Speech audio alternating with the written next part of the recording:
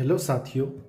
RRB JEE exam 16 दिसंबर 2024 math का बहुत ही शानदार क्वेश्चन। आप इसको एक बार देख लें। एक दुकानदार किसी पंखे पर इसके क्रय मूल्य से 20% अधिक मूल्य अंकित करता है और उस पर 10% की छूट देता है।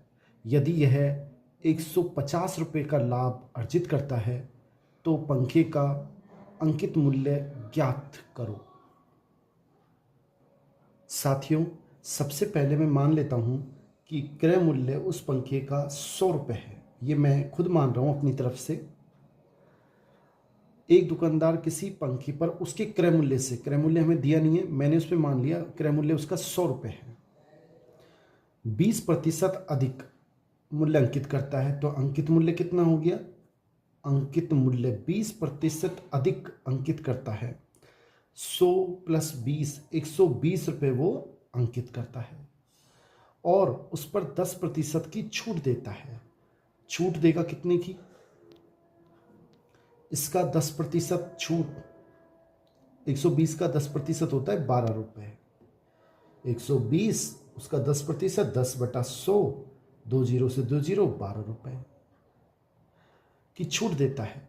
तो विक्रय मूल्य कितना हो गया? कितने में बेचेगा वो? अब अंकित 120 रुपये, छूट दी 12 रुपये की, तो वो बेचेगा 108 रुपये की देगा। ठीक है।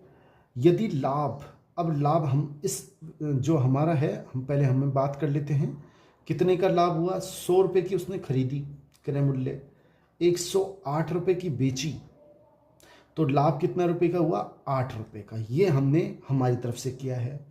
अब आगे ये क्वेश्चन क्या कह रहा है? यदि वह 150 रुपये का लाभ अर्जित करता है, लाभ के नीचे मैं लिख देता हूं 150 रुपये, तो पंखे का अंकित मूल्य क्या है? अंकित मूल्य कहाँ है? ये रहा। इसके नीचे आप नहीं पता, हमें ज्ञात करना है, x लिख लो। जो भी पूछे, अगर क्रय मूल्य पूछे तो इसके नीचे x, छूट पूछे तो इसके नीचे x।